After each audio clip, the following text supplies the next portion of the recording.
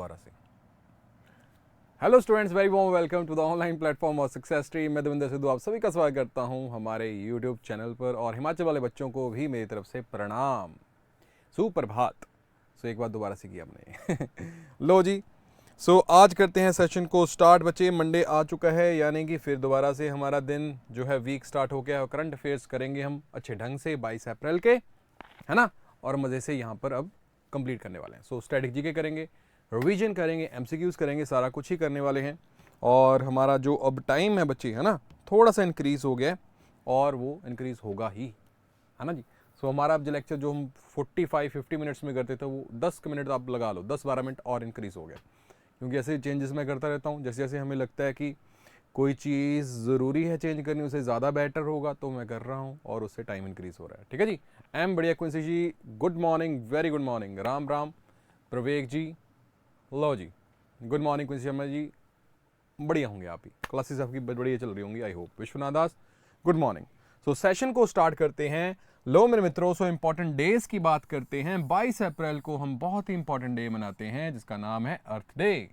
मकसद क्या है? मकसद है कंजर्व करना। किसको?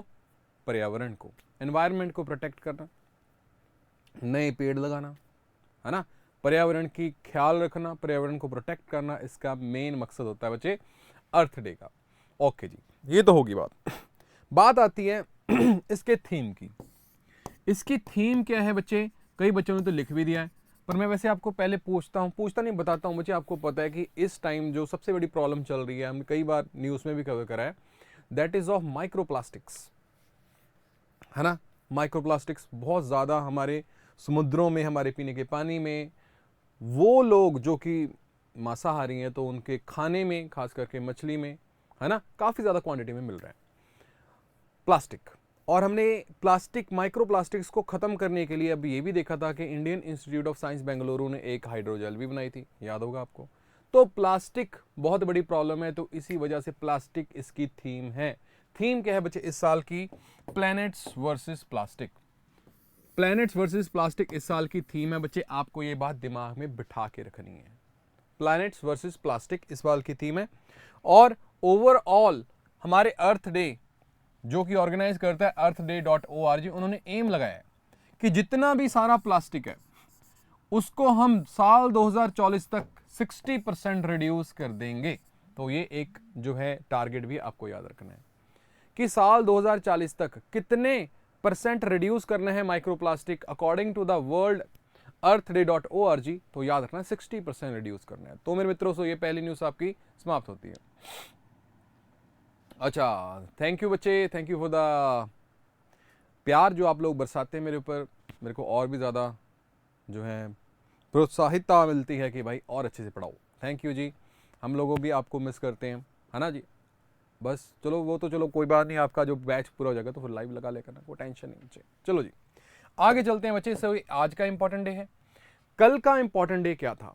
21 ऑफ अप्रैल का, यानी कल तो संडे था, तो उसका भी एक इंपॉर्टेंट डे था, बड़ा ज़रूरी था बच्चे।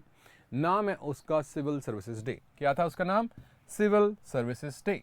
सिविल सर्विसेज डे बच्चे हम मनाते हैं अप्रैल 21 को। क्यों?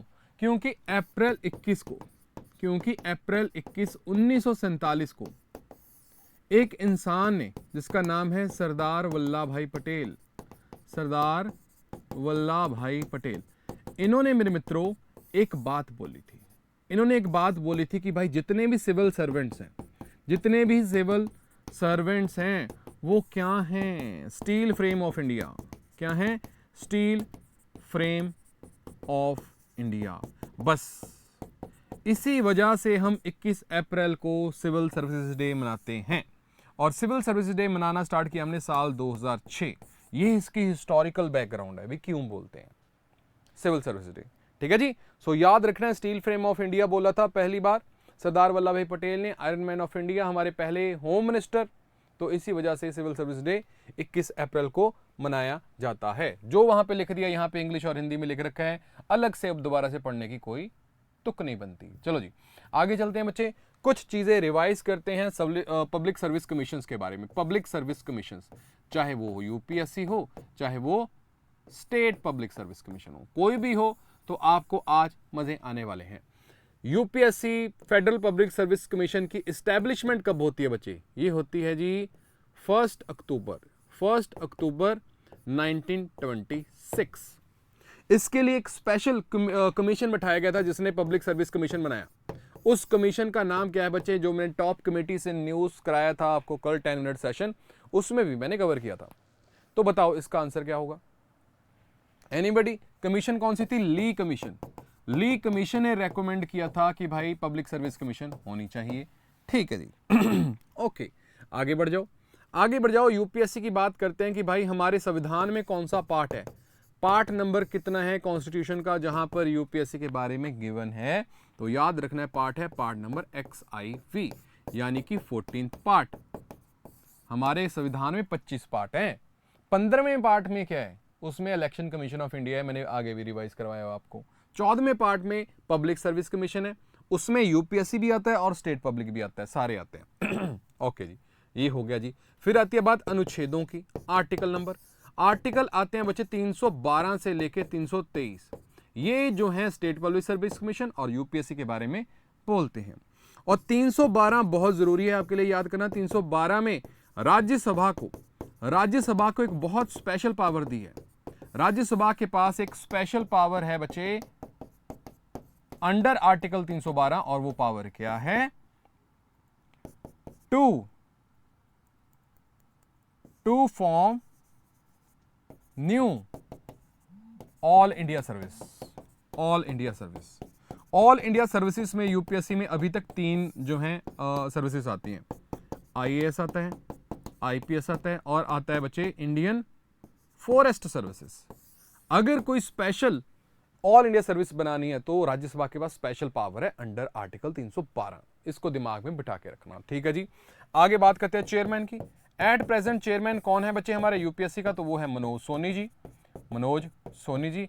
आप कोई भी स्टेट से हो, आप जम्मू एंड कश्मीर से हो, आप हिमाचल प्रदेश से हो, आप पंजाब से हो, हैं, आप यूपी से हो, आप बिहार से हो, आप तेलंगाना से हो, आप लोगों के जो भी स्टेट पब्लिक सर्विस कमीशन हैं उनके चेयरमैन का नाम आप कमेंट सेक्शन में आज डालोगे और मैं चेक करूंगा कमेंट सेक्शन में।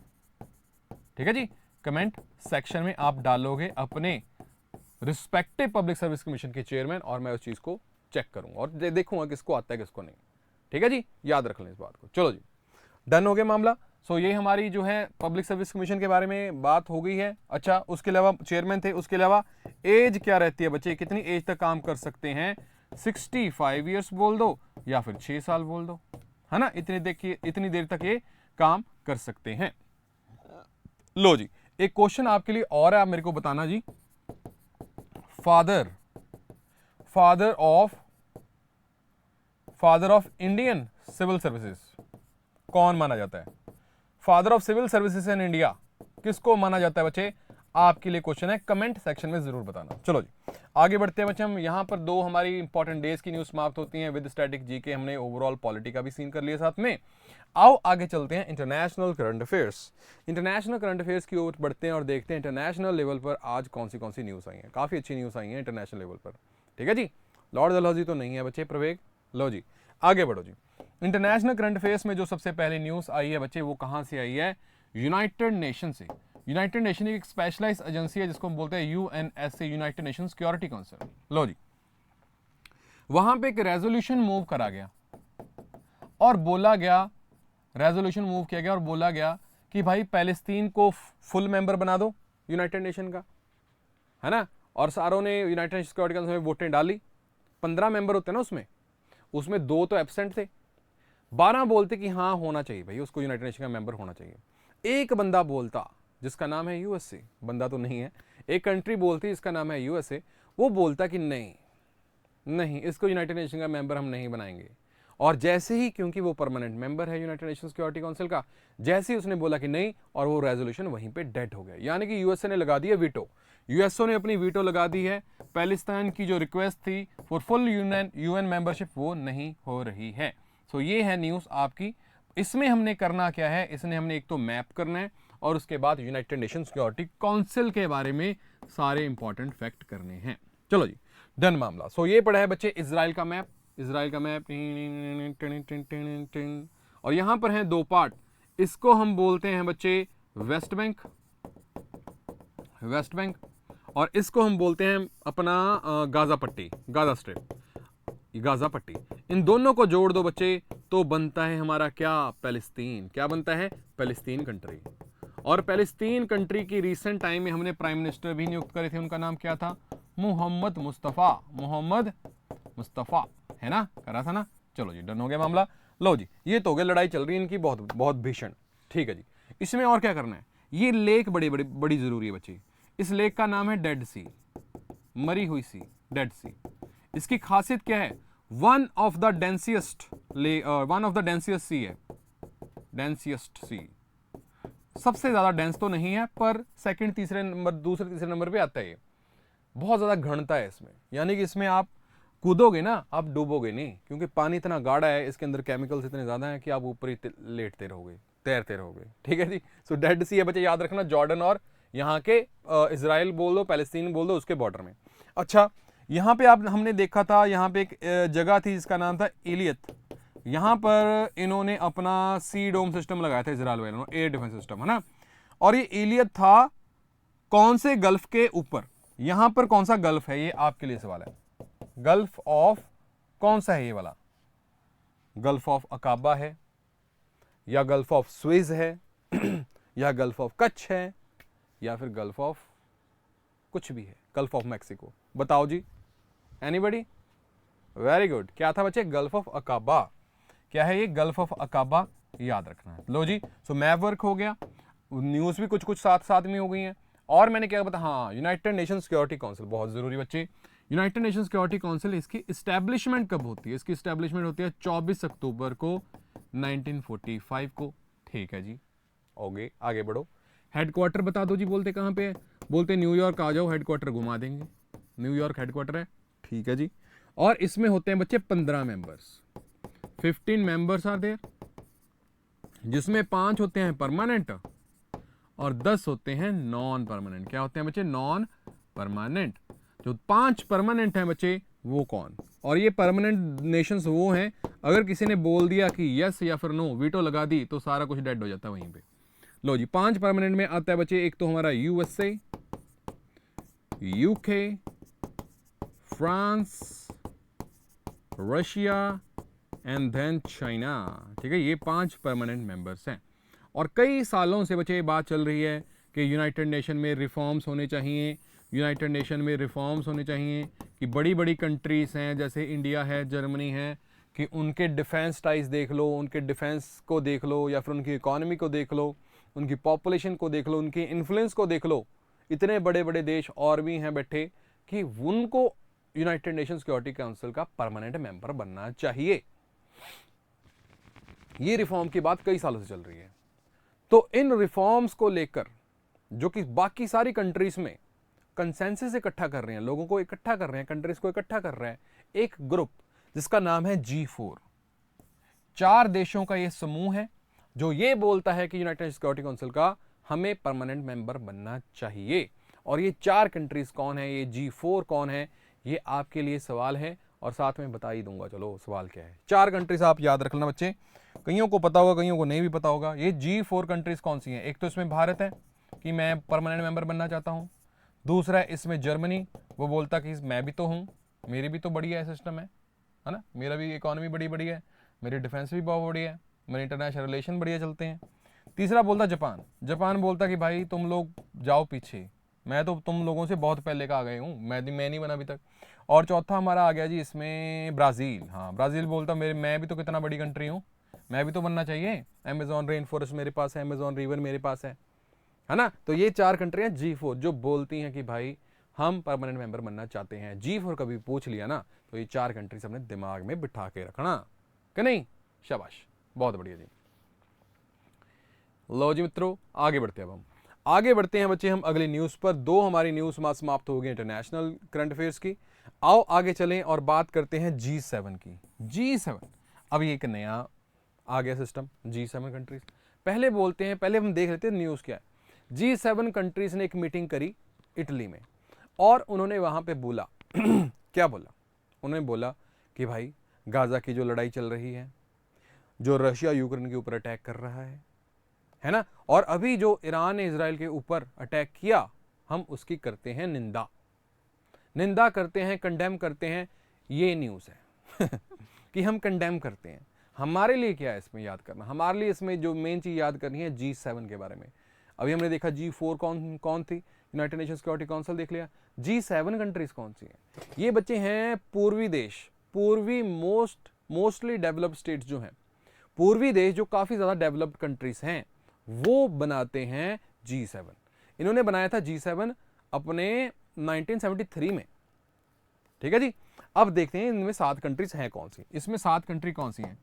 USA है, ठीक है जी, UK है, ओके जी, कनाडा है, ओके जी, कनाडा, और कौन है? इटली है, ओके जी, 5 में फ्रांस आ गया महाराज, ठीक है जी, जर्मनी आ दिया, ओके जी, जर्मनी आ गया, और कौन सा रह गया? कनाडा आ गया, इटली आ गया, फ्रांस आ गया, जर्मनी आ गया। एक कंट्री और है इसमें, एक कंट्री और है, प्लस इसमें यूरोपियन यूनियन भी है, ठीक है जी। और कंट्री क्या रहेगी? यूके होगी, फ्रांस होगी, इटली होगी, जर्मनी, जापान, हाँ जापान। तो ये 7 कंट्रीज हैं बच्चे, जो कि मोस्टली इसमें वेस्टर्न नेशन है और डेवलप्ड कंट्री है। एक एशियाई कंट्री भी है जापान, प्लस यूरोपियन यूनियन।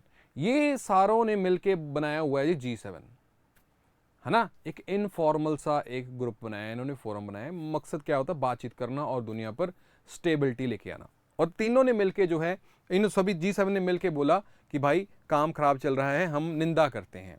और जो इनकी 50वीं मीटिंग है, 50वीं मीटिंग है ना G7 की, वो कौन होस्ट कर रहा है? इटली ही कर रहा है, इटली होस्ट कर रहा है इनको।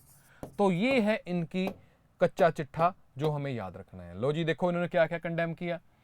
बोलते जी ईरान ने जो इजराइल के ऊपर अटैक किया, बहुत गलत। गाजा में लड़ाई चल रही है, बहुत गलत। यूक्रेन में लड़ाई चल रही है, बहुत गलत। आगे बढ़ो भाई, करोगे क्या? करना कुछ नहीं है। लो जी आगे बढ़ो जी। G7 कंट्रीज 1973 में बनी थी, ये 7 कंट्रीज आ गई, यूरोपियन यूनियन इसका पार्ट है। इनिशियली यहाँ पे 6 ही मेंबर थे, 7वां मेंबर बना कनाडा। कब बना? 76 में। फिर 97 में, 1997 में रशिया को भी इसका पार्ट बनाया, यानी कि G7 क्या बन गया? G8 बन गया। पर जैसे ही यूक्रेन ने यूक्रेन के ऊपर अटैक किया 2014 में, क्रीमियन पेनिसुला यूक्रेन का छीन लिया रशिया ने, इनको बाहर निकाल दिया गया और फिर से G7 बन गई और रीनेम कर दिया इसको G7। और इनकी जो 50वीं G7 मीटिंग है वो कौन होस्ट कर रहा है बच्चे? ये कर रहा है हमारा इटली। हेडक्वार्टर इनका कहीं भी नहीं है, नो परमानेंट हेडक्वार्टर। जिसके पास आ जाती है बारी, बस वो ही होस्ट करता है। जैसे G20 था, इंडिया ने होस्ट करा था, अब वो ब्राज़ील के पास चला गया। उनका भी G20 का भी कोई परमानेंट हेडक्वार्टर नहीं है, और ये G7 है, ठीक है जी। ये बात आपको याद रखनी है। लो जी ये भी आपकी न्यूज़ जो है यहाँ पर समाप्त होती है। अब चलते हैं अगली इंटरनेशनल न्यूज़ पर, जहां पर बात हो रही है credit rating agency S&P global. S&P global दुनिया की काफ़ी तकड़ी एक क्रेडिट रेटिंग एजेंसी है। तो उन्होंने अभी एशिया पैसिफिक रीजन में उन्होंने बच्चों एक बैंकों का लिस्ट निकाली कि एशिया पैसिफिक रीजन में कौन से तगड़े तगड़े बैंक हैं। और उस 50 बैंकों की लिस्ट में 3 भारतीय बैंकों का भी जिक्र है। और वो 3 भारतीय बैंक कौन से हैं? यहाँ पे लोगो लग रखे हैं, आपको पता है। SBI है, HDFC है और ICICI बैंक है। 3 बैंक जो top 50 bank of Asia Pacific region में अपना नाम लिखवा चुके हैं, वो हैं SBI, ICICI बैंक और HDFC बैंक। ये बात आपको याद रखनी है। SBI, ICICI and HDFC banks in top 50 Asia Pacific region banks. S&P global ने ये निकाली थी। अगर बात की जाए कि भाई इस रैंकिंग में पहले नंबर पर कौन आया है, इसमें आया है जी चाइना का bank industrial and commercial bank of China limited. Industrial and commercial bank of China limited इसमें नंबर 1 पोजीशन पर है। और SBI का रैंक है 20, HDFC का है 33 और ICICI का है 48। लो जी, सो ये होगी बच्चे आपकी न्यूज़ S&P ग्लोबल के बारे में। आगे बढ़ूं उससे पहले आपसे एक सवाल पूछना चाहूंगा। S&P ग्लोबल, S&P वालों ने फाइनेंशियल ईयर 25 में भारत कितने प्रतिशत की दर से बढ़ेगा, इन्होंने अनुमान दिया था, वो कितने प्रतिशत का था? पहला सवाल आ गया। फिर हमने परसों किया था United nation conference on trade and development, इन्होंने बोला था फाइनेंशियल ईयर 25 में भारत बढ़ेगा कितने प्रतिशत की दर से, दूसरा सवाल आ गया, बताओ बच्चों। वेरी गुड, मजेदार। लो जी, S&P ग्लोबल बोला था 6.8% और UNCTAD बोला है 6.5%। डन हो गया मामला, ये भी। चलो जी, ये भी हो गया, हमारा काम खत्म हो गया। ठीक है ठीक है ठीक है ठीक है ठीक है। चलो जी, अगली न्यूज़ पर चलते हैं। और यहां पर एक बहुत ही इंटरेस्टिंग न्यूज़, और इसमें आपको एक मज़ेदार चीज़ भी बताऊंगा मैं। एक नया ब्लैक होल हमने फाइंड आउट किया। एक नया ब्लैक होल, एक गाया स्पेस टेलीस्कोप है, गाया स्पेस टेलीस्कोप, जो कि यूरोपियन स्पेस एजेंसी ने छोड़ा था साल 2013 में।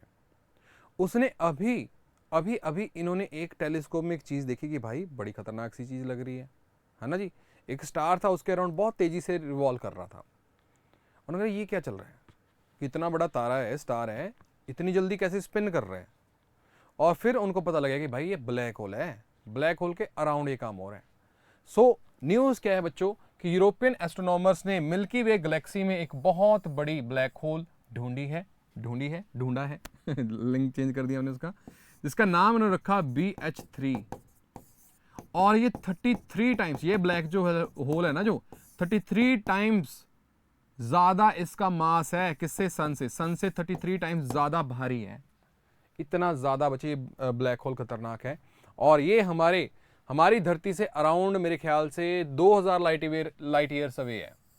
यूरोपियन एस्ट्रोनॉमर्स ने इसका नाम रखा BH3, है ना, और इसको ढूंढ लिया है। गाया स्पेस टेलीस्कोप ने, यूरोपियन स्पेस एजेंसी का ही है, साल 2013 में छोड़ा था। ठीक है जी, अब बात बच्चे करते हैं ग्रेविटी की। ग्रेविटी है क्या, हम देखते हैं कि भाई हमारे बीच में जो स्पेस है, मैं हूं और ये स्क्रीन है, इसके बीच में भी कुछ स्पेस है, मैं हूं, आपके बीच में भी एक स्पेस है, और बड़े बड़े ग्रह हैं जो, उनके बीच में भी एक स्पेस है ना। सन और अर्थ के बीच में स्पेस है, अर्थ और मार्स के बीच में भी एक स्पेस है। हमें तो लगता है कुछ भी नहीं है, पर वो क्या है, वही स्पेस जो है उसको हम बोलते हैं फैब्रिक, स्पेस फैब्रिक, यानी कि एक चादर है। उस चादर के ऊपर ऐसे ऐसे प्लैनेट्स हमारे बैठे हैं। और हम वैसे भी बोलते हैं कि अगर किसी बंदे की पर्सनैलिटी में दम हो, है ना, तो हम ऐसे बोलते हैं कि भाई ग्रेविटी है उसमें, ग्रेविटी यानी कि वो अपनी तरफ खींचता है, ग्रेविटी है उसमें, ग्रेविटी, ऐसे बोलते हैं हम।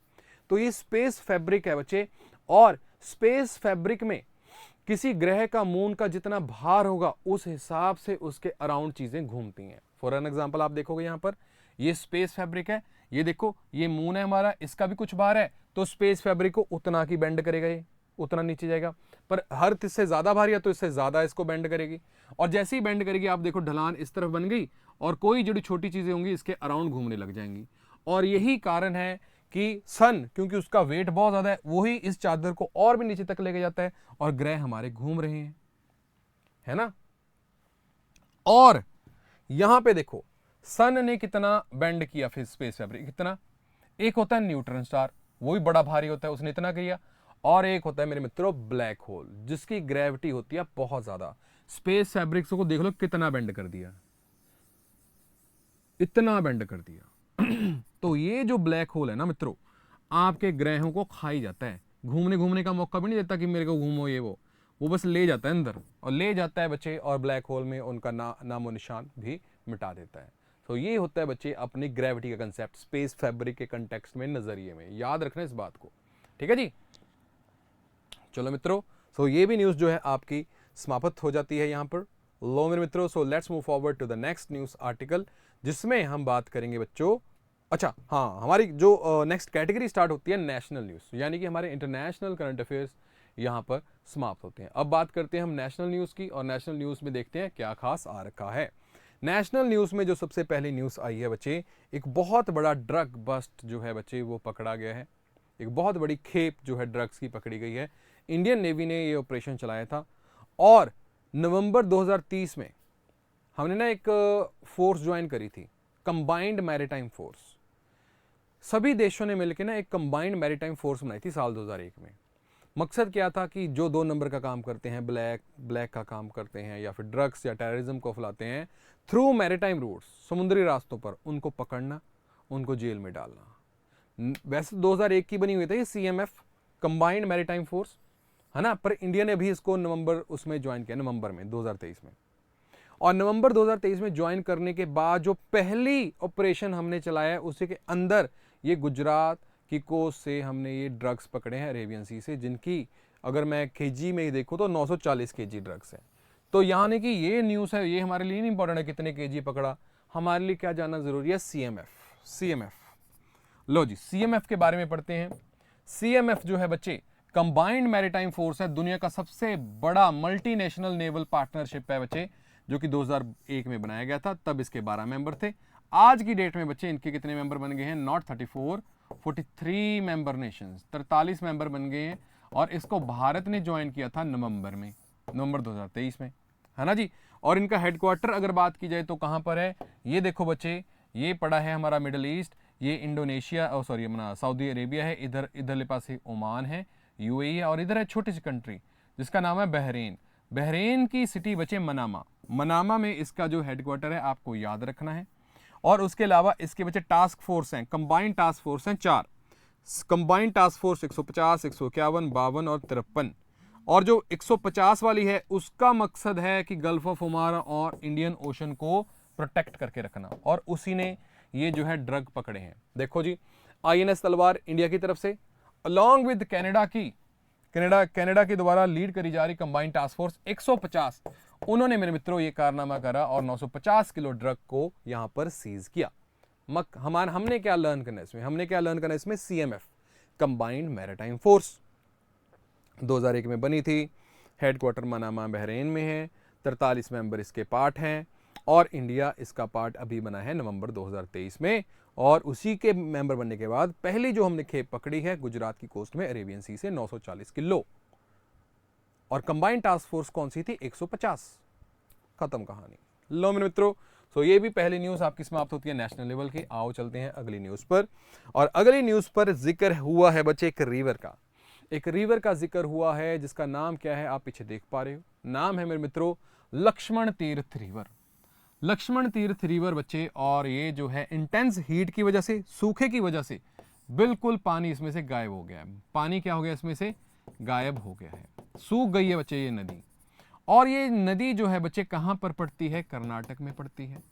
और ये रिवर किस मेन रिवर की सहायक नदी है, ट्रिब्यूटरी है, वो मैं आपको यहां पे 3-4 पॉइंट बताऊंगा, और आपको डी कोड करना है, आप उसको डी कोड करिएगा, ठीक है जी। अगर मैं उस रिवर की ओरिजिन की बात करूं, उसका ओरिजिन होता है बच्चे हमारा कर्नाटक में ब्रह्मगिरी हिल्स में, पहला हिंट, ठीक है जी। दूसरा हिंट, उसका जो बेसिन है 3 राज्य और एक यूटी से निकलता है। बेसिन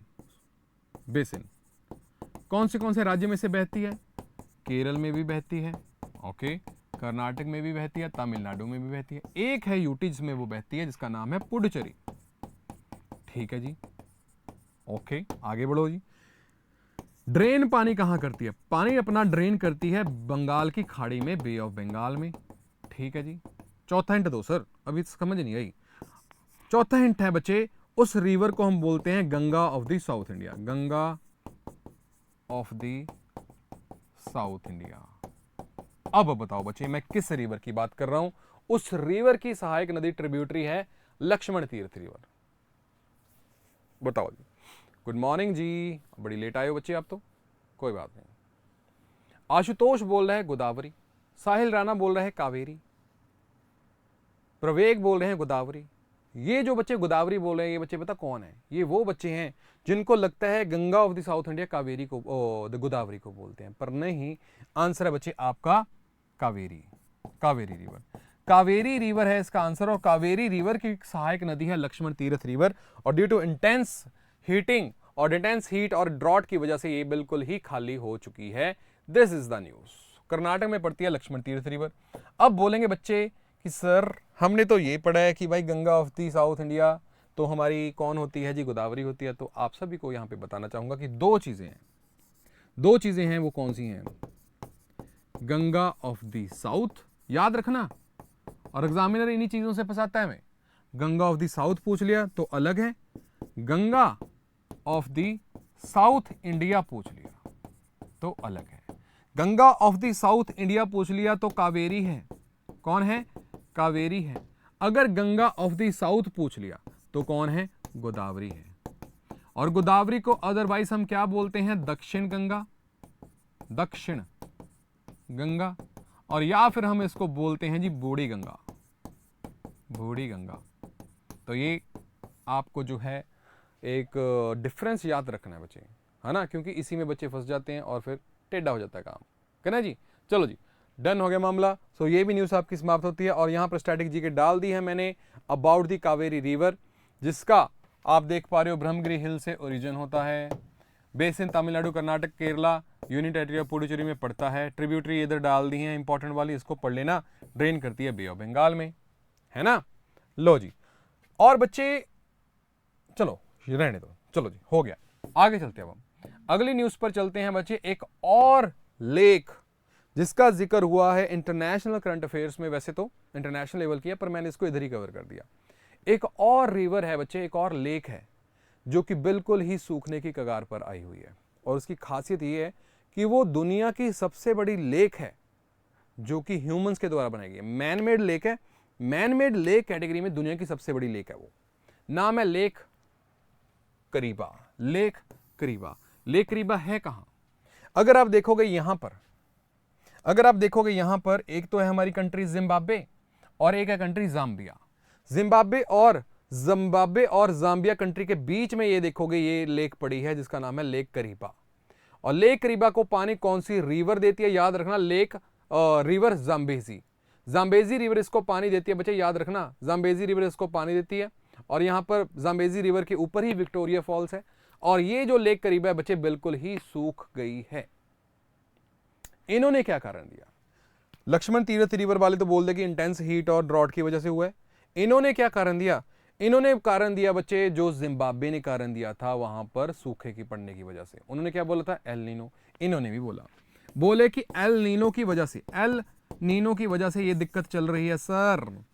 हमने मान लिया, जिम्बाब्वे ने भी तो यही बोला था। जिम्बाब्वे बोल रहे थे कि भाई एल नीनो की वजह से हमारे यहाँ पे बहुत सूखा पड़ गया है ना, और इतना सूखा पड़ गया है कि हमारी मक्के की खेती भी सारी खराब हो गई है। ये किसने बोला था? इमर्सन मनानगागवा, इमर्सन मनानगागवा ने बोला था, है ना, जो कि वहां के प्रेसिडेंट है। और उन्होंने ये भी बोला था कि अब हम ड्रॉट को यानी कि सूखे को सूखा नहीं बोलेंगे, हम क्या बोलेंगे? नेशनल डिजास्टर बोलेंगे। बोला था ना, बस वही सीन है, बस वही सीन है बच्चे। लेक करीबा जो दुनिया की लार्जेस्ट मैन मेड लेक है और बाय वॉल्यूम भी, तो वो जो है बिल्कुल सूख चुकी है बच्चों। खत्म है कहानी यहां पर भी। आओ आगे चलते हैं बच्चे और अगली न्यूज पर जिक्र करते हैं स्पेस सेक्टर का। सो स्पेस सेक्टर में हमारे भारत ने नोटिफाई किया 100% एफडीआई। अब बोलेंगे सर बच्चे, कई बच्चे होंगे सर एफडीआई क्या होता है? That is foreign direct investment, जो फॉरेन से डायरेक्ट तौर से इन्वेस्टमेंट आए, फॉरेन से डायरेक्ट इन्वेस्टमेंट भारत में आए, दैट इज एफडीआई। अब ये दो तरह की होती है, एक होती है एफडीआई और एक होती है एफपीआईस और एफआईआईस। उसके बीच में पहले डिफरेंस करेंगे, न्यूज तो पप्पू है। लो जी, पहले बात करते हैं इकोनॉमिक्स के इस कंसेप्ट की। दो तरह के बच्चे इन्वेस्टमेंट्स होती हैं, एक होती है एफडीआई जिसको फॉरेन डायरेक्ट इन्वेस्टमेंट बोलते हैं, और एक होती है बच्चे हमारी एफपीआई, फॉरेन पोर्टफोलियो इन्वेस्टमेंट या फिर फॉरेन इंस्टीट्यूशनल इन्वेस्टमेंट। फर्क क्या है? एफडीआई आती है बच्चे हमारी लॉन्ग टर्म इन्वेस्टमेंट, लंबे तौर पर इन्वेस्ट करते हैं यहां पर इन्वेस्टर्स। बट एफपीआई क्या करती है? ये तो शॉर्ट टर्म होती है, शॉर्ट टर्म आएगी, अपना प्रॉफिट निकालेगी, चली जाएगी। ठीक है जी। एफडीआई में इन्वेस्टमेंट होती है फिजिकल एसेट्स में, यानी कि यहां पर अगर बाहर से पैसा आएगा एफडीआई थ्रू, तो यहां पे कंपनी खड़ी करी जाएगी, यहां पे इंफ्रास्ट्रक्चर बनेगा पूरा, यहां पर बंदे रखे जाएंगे, जॉब्स क्रिएशन होंगी। फिजिकल एसेट में इन्वेस्ट करते हैं, जबकि यहां पर सिर्फ फाइनेंशियल एसेट्स में इन्वेस्टमेंट होती है, खासकर शेयर मार्केट में। एफपीआई आएगी, अपना पैसा इंडियन मार्केट में डालेगी, पैसा आया, प्रॉफिट आया, बाहर चले जाएंगे, कभी भी जा सकते हैं। पर एफडीआई अगर आती है तो भाई लॉन्ग टर्म के लिए आती है, कुछ चीजें बना के जाती है। ठीक है जी, लो जी, डन हो गया। इसका एम क्या होता है कि कंपनी की कैपेसिटी को इंक्रीज करना, कंपनी की प्रोडक्टिविटी और मैनेजमेंट कंट्रोल करना। इसका एम क्या होता है? सिर्फ कैपिटल अवेलेबिलिटी बढ़ाना, बस पैसा आया, पैसा प्रॉफिट कमाया, भागो। ठीक है जी।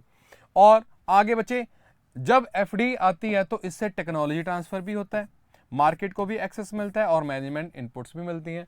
एफपीआई में सिर्फ कैपिटल इनफ्लो आता है, कोई टेक्नोलॉजी ट्रांसफर नहीं होता। ठीक है जी। तो ये बेसिक डिफरेंस है जो एफडीआई और एफपीआई के बारे में। बाकी और भी है, इसको बाद में पढ़िएगा। एफडीआई का जो बेस है वो मैंने आपको समझा दिया है। अब चलते हैं न्यूज में।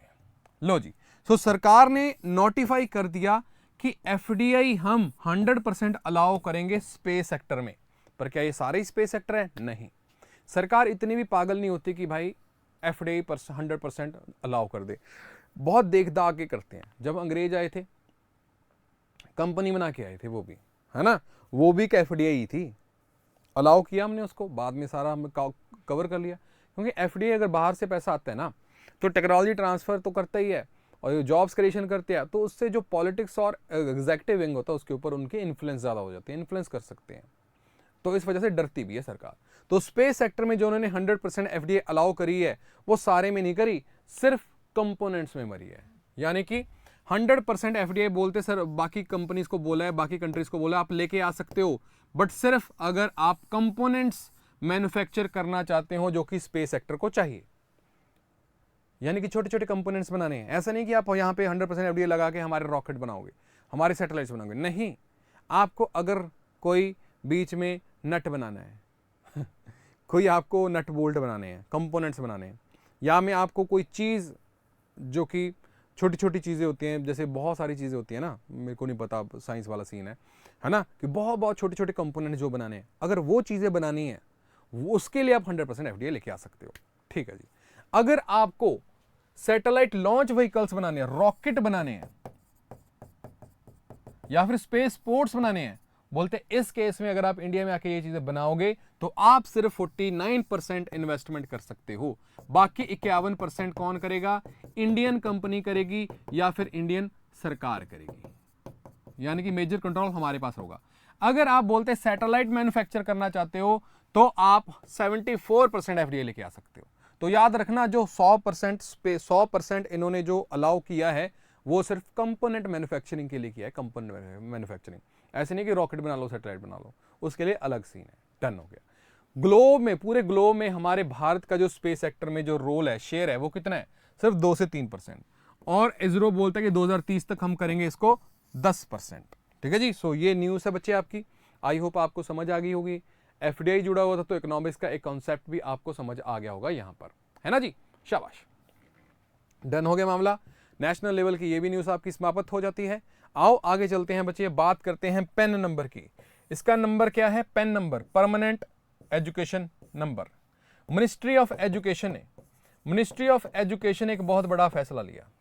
बोलते कि साल 2024-25 का जो एकेडमिक ईयर होगा, साल 2024-25 का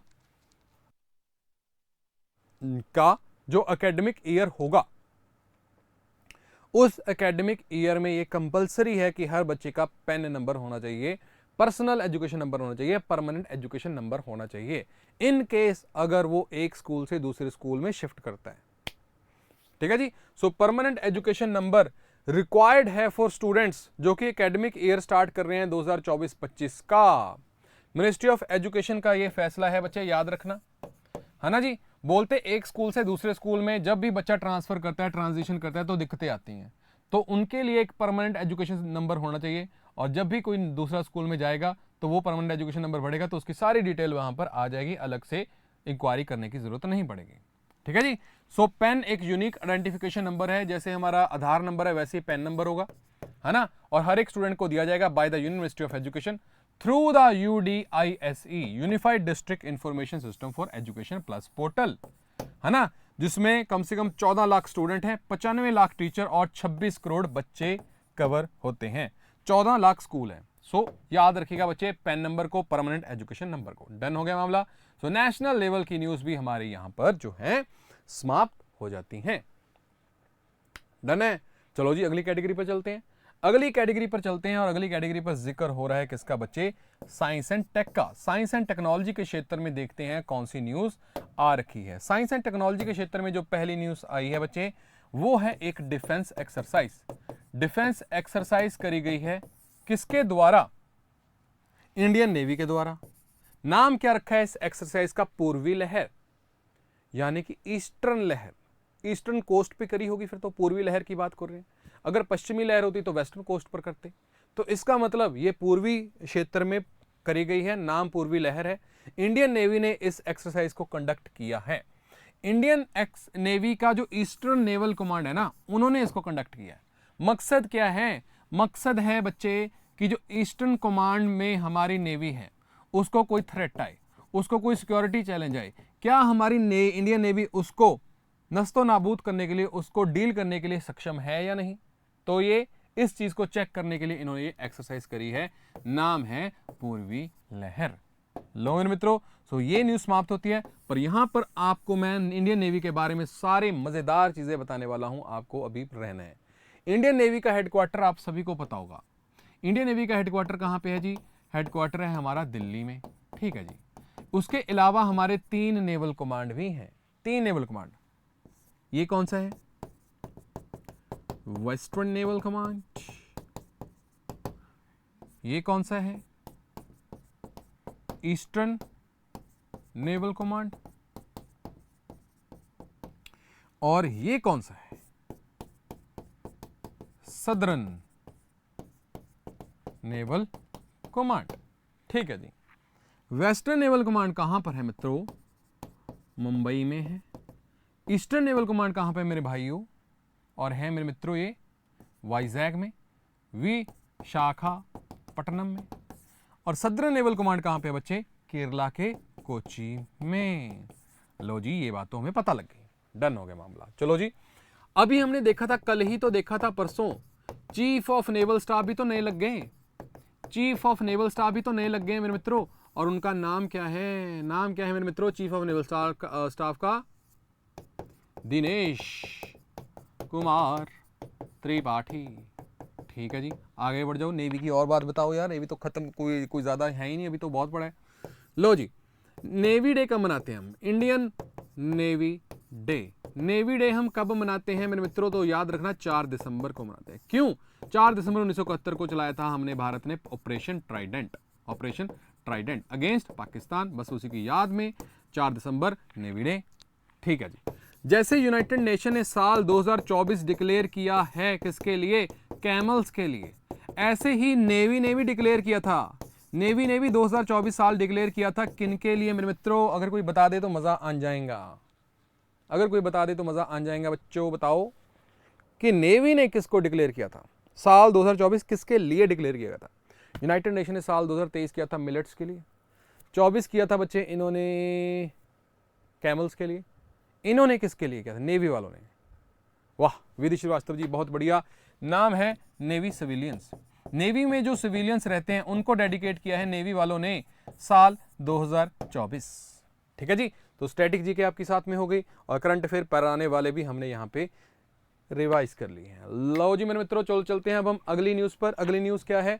अगली न्यूज है हिंदुस्तान एरोनॉटिकल लिमिटेड के द्वारा बनाया गया हमारा light combat aircraft, light combat jet Tejas MK1A। लो जी, न्यूज क्या है? आप सभी को पता है कि तेजस हमने बनाया है, इंडिया ने बनाया है, इंडिया की कंपनी ने बनाया है, नाम है HAL, हिंदुस्तान एरोनॉटिकल लिमिटेड बनाया है। पर इसके अंदर जो कंपोनेंट्स हैं जो यूज होते हैं, इसके अंदर जो कंपोनेंट छोटे छोटे यूज होते हैं, छोटी छोटी चीजें यूज होती हैं, हम ज्यादातर कहां से मंगवाते थे? बाहर से इंपोर्ट करते थे। न्यूज अब क्या है? न्यूज ये है कि DRDO ने पहला बैच जिसमें इन्होंने कंपोनेंट्स बनाए हैं वो HAL को दे दिए हैं। यानी कि इसको असेंबल तो इंडिया कर ही रहा था, इसके कंपोनेंट जो हम बाहर से मंगवा रहे थे अब वो भी स्वदेशी बनने लगे हैं। उसका पहला बैच DRDO ने पकड़ा दिया है किनको? HAL वालों को। लो जी, ये है बात। DRDO ने करा है डिलीवर पहला batch of indigenous part for LCA Tejas MK1A, किनको? HAL को। सो ये बात आपको याद रखनी है बच्चे, बहुत जरूरी बात है। छोटे छोटे कंपोनेंट जैसे कि बोलते हैं स्वदेशी ढंग से बनाया हुआ leading edge actuators, airbag control module DRDO ने बना के पेश कर दिए हिंदुस्तान एरोनॉटिकल लिमिटेड को। बोलते अब बाहर से इंपोर्ट करने की जरूरत नहीं है, हम बैठे हैं, हम बना के देंगे आपको, ठीक है, याद रखना आपको। और जैसे ही हमने देखा था कि 83 लाइट कॉम्बैट एयरक्राफ्ट ये वाले तेजस 1K वाले, ये इंडियन नेवी ने ऑर्डर दिया है कि इनको HAL को हमें चाहिए 65,000 करोड़ रुपए की डील थी वो, है ना जी। तो ये सारे बच्चे हम जो तेजस बना रहे हैं, हम क्यों बना रहे हैं? ये इसलिए बना रहे हैं बच्चे, बोलते कि हमारे पास मिग 21, मिग 24, मिग 29 ये सारे पुराने हो चुके हैं, इन सभी को रिप्लेस करना चाहते हैं, इस वजह से हम इसको बना रहे हैं। और ये जो तेजस एयरक्राफ्ट है ये 4.5 जनरेशन वाला है, 4.5 जनरेशन वाला है बच्चे।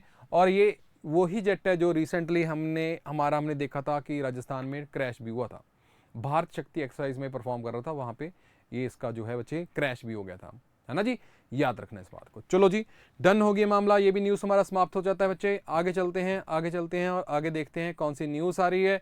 आगे साइंस एंड टेक में बात हो रही है बच्चे बर्ड फ्लू की। Bird flu influenza type A H5N1 जो हमारा फ्लू है उसके बारे में बात हो रही है। H5N1 के बारे में हमने पहले भी पढ़ा था कि भाई बहुत सारे पेंगुइन्स अंटार्कटिका में मर रहे थे। उनका कारण क्या बताया गया? उनका कारण यही बताया गया था कि भाई वहाँ पे H5N1 फैल रहा है।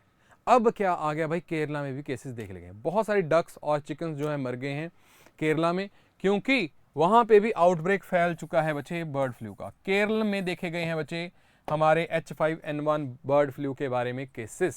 सो ये है न्यूज़ बच्चे, हज़ारों ही बच्चे बतखें जो मर गई हैं, डक्स मर गई हैं हमारी अलापुजा डिस्ट्रिक्ट केरला में, क्योंकि एवियन इन्फ्लुएंजा H5N1 वहाँ पर पहुँच चुका है, जो कि एक वायरस है और बर्ड्स की जान ले लेता है मेरे मित्रों ये वाला हमारा फ्लू। और ये कौन सी फैमिली से बिलोंग करता है? ऑर्थोमॉक्सी विरिडाई फैमिली, जो कि एक वायरस है। ओके जी, बर्ड फ्लू है, याद रखना। और इसके 4 टाइप्स हैं, influenza A, influenza B, influenza C, influenza D. Influenza A बच्चे ज़्यादातर एनिमल्स जैसे कि बर्ड्स को इन्फेक्ट करता है, और इन्फ्लुएंजा टाइप बी जो है खासकर ह्यूमंस को इन्फेक्ट करता है, और सी जो है ह्यूमंस और पिग्स को करता है, but more rare than A and B.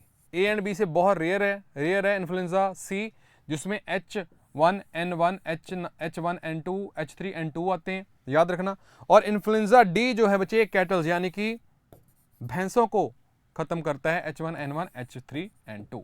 ये एक लिस्ट है, आप इसको अच्छे ढंग से देख लेना। मेरे को बहुत ही ढूंढ ढांड के हमने आप लोगों के लिए ढूंढी है ये वाली स्लाइड, है ना जी। इसको अच्छे ढंग से करना कि बर्ड फ्लू की टाइप, फिर उसकी सब टाइप्स याद कर लेना इसको, ठीक है जी, डन ना मामला। चलो जी आगे चलते हैं, ये भी न्यूज़ हमारी समाप्त होती है। लाओ जी आगे बढ़ते हैं, और आगे साइंस एंड टेक में AI की फील्ड में न्यूज़ आई है बच्चे। हमने सभी ने देखा था कि AI बहुत ज़्यादा बढ़ रहा है, और मेटा जो कि पेरेंट कंपनी है, पेरेंट कंपनी माने माई बाप हैं किनके? व्हाट्सएप के, ओके, और हमारा इंस्टाग्राम के, और हमारा यूट्यूब के, है ना। इन सब का माई बाप कौन है? मेटा कंपनी किसने बनाई थी? Mark Zuckerberg. फेसबुक भी तो लिखो यहाँ पे, मार्क जकरबर्ग का याद आए तो फेसबुक याद आए मेरे को, फेसबुक, मार्क जकरबर्ग। सो मार्क जकरबर्ग ने, मेटा कंपनी ने पहले ये हमारे सामने AI टूल बना के पेश किया था, लामा 3। बस न्यूज़ क्या है कि लामा 3 का अपग्रेडेड वर्जन आया है, अपग्रेडेड AI असिस्टेंट लामा 3 पहुंच चुका है, और बहुत जल्द बोलते हम फेसबुक में, व्हाट्सएप में, यूट्यूब में इसका यूज़ करेंगे। लो जी, न्यू AI ऑफरिंग जो है डिज़ाइन करी गई है to enhance the user experience, आपके एक्सपीरियंस को एनहेंस करना cross Meta popular app, WhatsApp, Insta, Facebook, Messenger, है ना जी। लो जी, डन हो गया मामला, ये न्यूज़ हमारी यहाँ पर समाप्त हो जाती है। आगे बढ़ने से पहले मैं AI के साथ संबंधित कुछ आपसे ना सवाल पूछने वाला हूँ। AI के लिए बच्चे अपना कौन कौन थे वो? हाँ, ओपन AI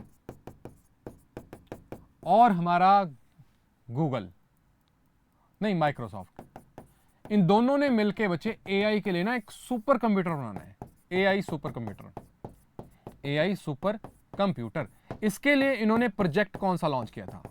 प्रोजेक्ट बोल दो, ऑपरेशन बोल दो, क्या इन्होंने लॉन्च किया था? आपके लिए सवाल है, लगाओ आंसर। बहुत बढ़िया, शाबाश। क्या नाम था उसका? Operation stargate, operation stargate. लो जी, अगला सवाल आपके लिए आ गया बच्चे, India first AI software engineer नाम बोलो बच्चे, नाम।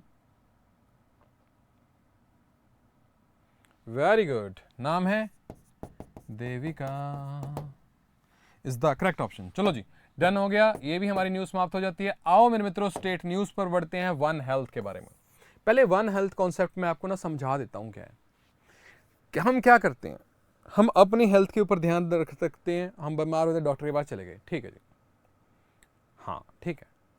क्या हम पर्यावरण की ध्यान रखते हैं कि जिसकी वजह से हमारे को बुखार हुआ था, हमारा सराउंडिंग गंदी थी, है ना, हमने देखा कि हमने सफाई नहीं करी, है ना झाड़ू लगाया ना पोछा लगाया, कभी ऐसी चीज़ें पड़ी हैं और वहाँ पे सड़ रही हैं, उसकी वजह से हमें बुखार हो गया। क्या हमने ये देखा कि हमारा जो पेट है कि वो कभी नहाया कि नहीं, क्या उसके हम उससे अपने मुंह चटवा रहे हैं, या फिर उनकी कभी हमने वैक्सीनेशन नहीं करवाई, है ना, उसकी वजह से भी हमें बुखार हुआ। हाँ जी हुआ। वन हेल्थ कंसेप्ट ना वर्ल्ड हेल्थ ऑर्गेनाइजेशन ने लेके आया था, बोलते इंडिया ने भी इसको अडॉप्ट किया, बोलते कि अपनी हेल्थ तो ठीक है, पर्यावरण की हेल्थ बहुत ज़्यादा ज़रूरी है, साथ में हमारे पेट्स की, हमारे एनिमल्स की हेल्थ भी हमें जो है अच्छे से रखनी चाहिए। वन हेल्थ कंसेप्ट लेके आए थे कि भाई जब भी आप काम करो वन हेल्थ के बारे में, वन हेल्थ के कंसेप्ट कंटेक्स्ट में बात करो, उससे पॉलिसीज बनाओ।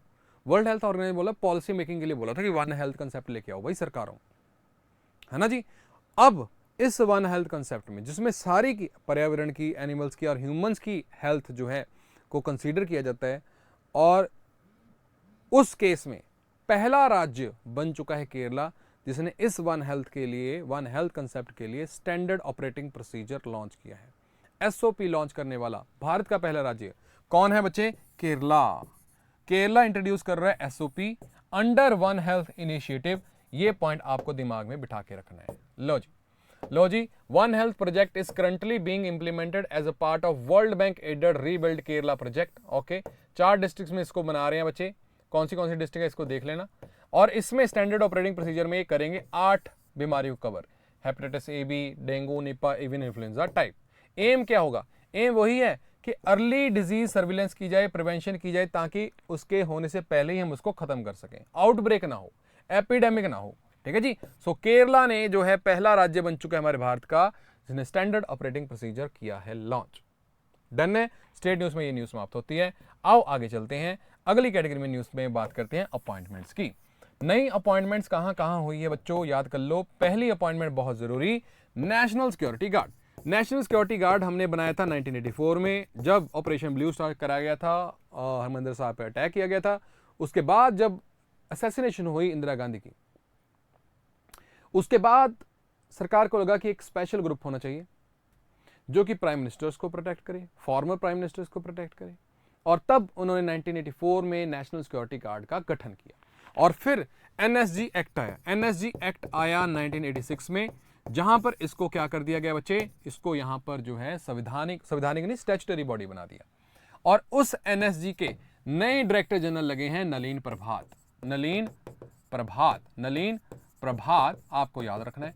और ये वही एनएसजी है जिसका अभी हमने रिसेंटली देखा था, इनके जो बनाए गए थे दलजीत सिंह चौधरी, इनको भी थोड़े टाइम के लिए हमने बनाया था। और दलजीत सिंह चौधरी के पास तो बच्चे एसएसबी का भी चार्ज है, और बोलते मेरे ऊपर चार्ज बहुत ज़्यादा है, इस वजह से मैं एसएसबी ही देखता हूँ, सशस्त्र सीमा बल ही देखता हूँ। इनके नए डायरेक्टर जनरल लगा दो, और लगा दिए नलिन प्रभात।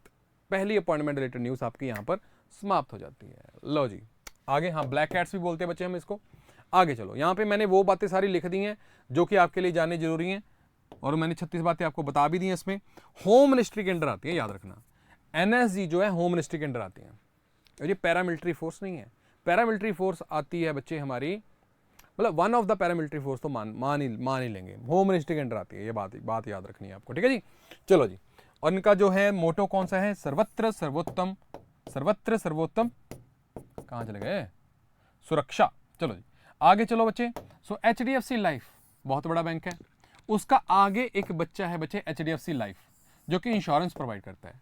तो उनके नए चेयरमैन अध्यक्ष चुने गए हैं, और नाम है केके मिस्त्री।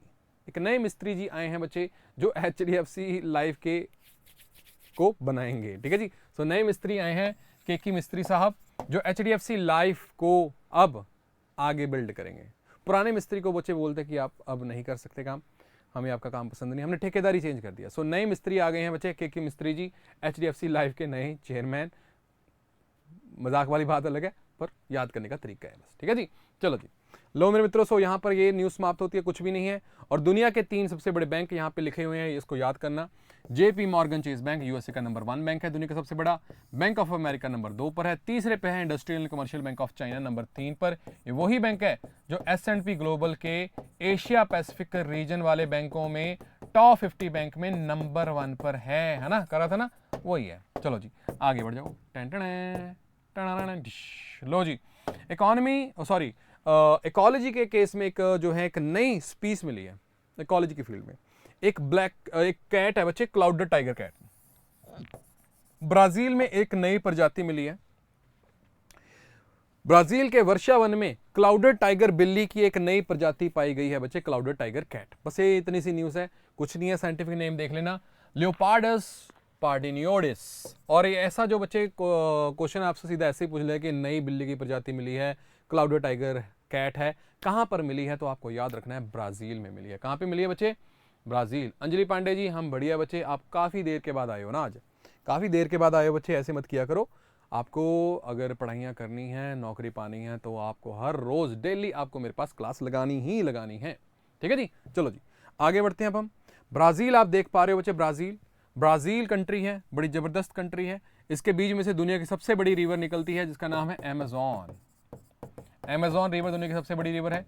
और उसके अलावा अमेज़न रेन फॉरेस्ट दुनिया के सबसे बड़े रेन फॉरेस्ट हैं, वो भी इधर ही मिलते हैं बच्चे, याद रखना। चलो जी डन हो गया मामला, आगे चलते हैं अब हम अगली कैटेगरी जहां पर बात करेंगे अवार्ड्स की। अवार्ड्स में, अवार्ड कैटेगरी में देखते हैं एक ही न्यूज़ है, कोई ज़्यादा है नहीं है। सो जापान की इंजीनियरिंग एकेडमी ऑफ जापान की तरफ से इंटरनेशनल फेलोशिप अवार्ड दिया गया है किसको? कौशिक राजाशेखर जी को। कौशिक राजाशेखर जी हमारे इंडियन हैं जी, तो इस वजह से नाम जानना जरूरी है कि जापानीज इंजीनियरिंग एकेडमी की तरफ से इंटरनेशनल फेलोशिप अवार्ड किसको दिया गया है? कौशिक राजाशेखर जी को, ठीक है जी। यूनिवर्सिटी ऑफ ह्यूस्टन में ये पढ़ाते हैं। डन हो गया मामला। लो जी आगे आ जाओ जी। सो जापान का मैप, जापान एक 5 जो हैं बड़े आइलैंड्स का संग्रह है।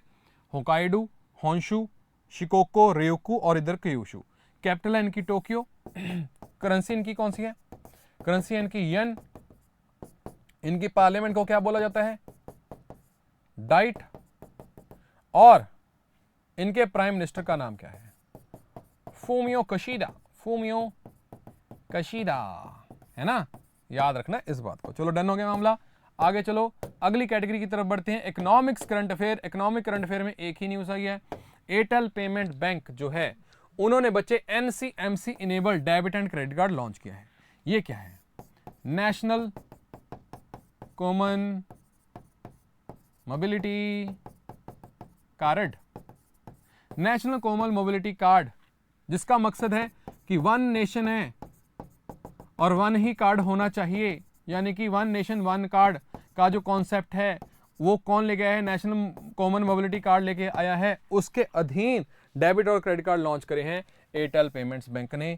न्यूज़ ये समाप्त है, वन वर्ड न्यूज़ है, one liner news. Sports current affair में जिक्र हुआ है बच्चे माही का। माही जी ने सबसे ज्यादा IPL मैचेस खेले हैं 256, और रोहित शर्मा बन चुके हैं दूसरे भारतीय जिन्होंने बच्चे 250 मैचेस IPL में खेल लिए हैं। सो 2 भारतीय, 2 प्लेयर्स ओवरऑल IPL में जिन्होंने 250 से ज्यादा मैच खेल लिए हैं। एक MS धोनी और दूसरे पे हमारे रोहित शर्मा। तीसरे नंबर पर जो है हमारे दिनेश कार्तिक है, उन्होंने 249 खेल लिए, वो भी खेल लेंगे अभी जाके, ठीक है जी। समाप्त है न्यूज़, समाप्त होगी स्पोर्ट्स की न्यूज़। आगे आ जाओ बच्चे। स्पोर्ट्स में अवार्ड दिया गया है किसको? दीपिका सोरेन जी को। दीपिका सोरेन जी को ऑनर किया है असुंता लकड़ा अवार्ड। असुंता लकड़ा अवार्ड के साथ इनको सम्मानित किया गया बच्चे। हॉकी की फील्ड में दिया जाता है। दीपिका सोरेन जो है इंडियन वुमेन हॉकी टीम के फॉरवर्ड प्लेयर हैं, उनको ऑनर किया गया हॉकी इंडिया की तरफ से Asunta Lakra award for upcoming player of the year, ठीक है जी। समाप्त है, लो जी न्यूज़ समाप्त है। लो जी अब मैं आगे बढ़ूं MCQ स्टार्ट को, उससे पहले आपसे पूछना चाहूंगा हमारे इंडियन हॉकी की जो वुमेन टीम है, इंडियन हॉकी वुमेन टीम, उस टीम के कोच का अभी चयन हुआ था, उनके कोच का नाम क्या है? आपके लिए सवाल है, बताओ जी। अंजलि पांडे मैं बोल रहा था कि काफी दिनों से मैंने आपको देखा नहीं लाइव, इसलिए पूछ रहा था। चलो जी, Harendra Singh is the correct option. क्या नाम है जी? राजेंद्र नहीं है, ममता बोले राजेंद्र, नहीं है, हरिंदर था, हरेंद्र सिंह, हरेंद्र सिंह, ठीक है जी। लो जी, सो यहां पर आपके सारे थ्योरेटिकल करंट अफेयर नहीं, एक पढ़िए, एक बुक्स एंड ऑथर की कैटेगरी की न्यूज पढ़ी है बच्चे, एक किताब आई है नहीं, जिसका नाम है बच्चे just a mercenary. Just a mercenary, सिर्फ एक किराएदार। वैसे मर्सनरी का मतलब क्या होता है? मर्सनरी का मतलब होता है कि जो सिर्फ पैसे लेके काम करे, किसी भी पार्टी से काम कर लेगा, मर्सनरी होता है वो, है ना। ये किताब लॉन्च करी किसने? दुबुरी सुब्बाराव। दुबुरी सुब्बाराव कोई आम व्यक्ति नहीं था बच्चे। 2008 में आरबीआई गवर्नर हैं, आरबीआई गवर्नर, और इनका चयन उस वक्त पर हुआ था जब दुनिया क्राइसिस में थी, Lehman Brother crisis, Lehman Brother crisis ये चल रहे थे, है ना। उस वक्त ये हमारे जो हैं बन के आए थे गवर्नर। नाम था इनका दुबुरी सुब्बाराव, दुबुरी सुब्बाराव। तो उन्होंने किताब निकाली है just a mercenary, books and author category की ये लास्ट न्यूज। लो मेरे मित्रों, सो थ्योरेटिकल करंट अफेयर्स आपके यहां पर हो जाते हैं समाप्त। सो यानी कि अब टाइम है बच्चे हमारा एमसीक्यूज का। एमसीक्यू राउंड खेलेंगे, करेंगे 10-11 के करीब एमसीक्यूज और फिर सेशन को वाइंड अप करेंगे। एमसीक्यू स्टार्ट करूं उससे पहले बच्चे आप सभी को सेशन को लाइक जरूर करना है, लाइक जरूर करो बच्चों सेशन को। लो जी, सो पहला एमसीक्यू आपकी स्क्रीन पर, here it is. Mount Ruang volcano फटा है अभी, कौन सी कंट्री का ये वॉल्केनो है? बताओ कौन सी कंट्री का वॉल्केनो है माउंट रुआंग?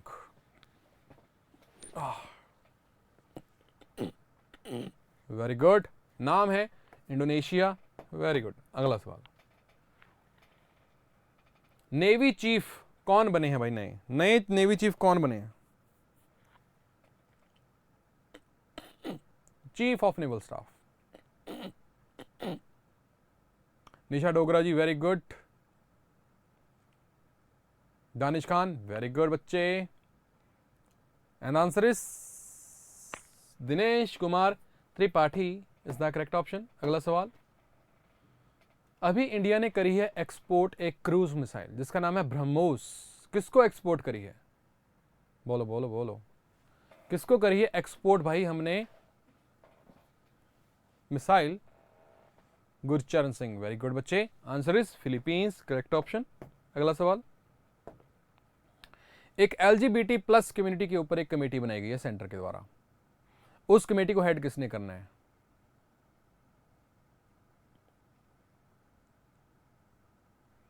कौन करेगा हेड उसको? नाम है उनका राजीव गौबा जी, बहुत बढ़िया। अगला सवाल, 16वीं meeting world future energy summit की कहां पर होंगी?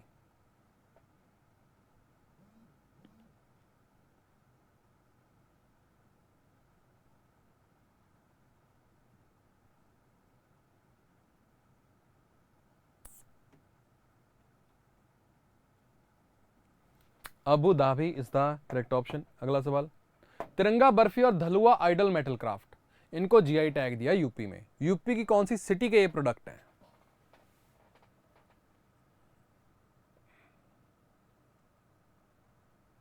Very good, Patna, Indore, Varanasi, Jaipur, and the answer is Varanasi. कमाल, बवाल, धमाल। अगला सवाल, स्काई ट्रैक्स के हिसाब से बेस्ट एयरपोर्ट स्टाफ का अवार्ड कौन से एयरपोर्ट को दिया? देखो बेस्ट एयरपोर्ट नहीं पूछा उन्होंने, बेस्ट एयरपोर्ट तो हमारा दोहा का हमाद इंटरनेशनल एयरपोर्ट है। इन्होंने पूछा है बेस्ट एयरपोर्ट स्टाफ में, best airport staff in India and south Asia, and answer is Hyderabad, very good, GMR Hyderabad. एक सवाल पूछूंगा, कमेंट सेक्शन में बताइएगा, वर्ल्ड्स क्लीनेस्ट एयरपोर्ट का खिताब किसको दिया? वर्ल्ड्स क्लीनेस्ट एयरपोर्ट किसको दिया गया? आपके लिए सवाल है, बताना बाद में। अगला सवाल, एक किताब है जिसका नाम है जस्ट अ मर्सनरी, ये किसने लिखी है? जस्ट ए मर्सनरी किताब, मर्सनरी किताब किसने, किसके द्वारा लिखित है?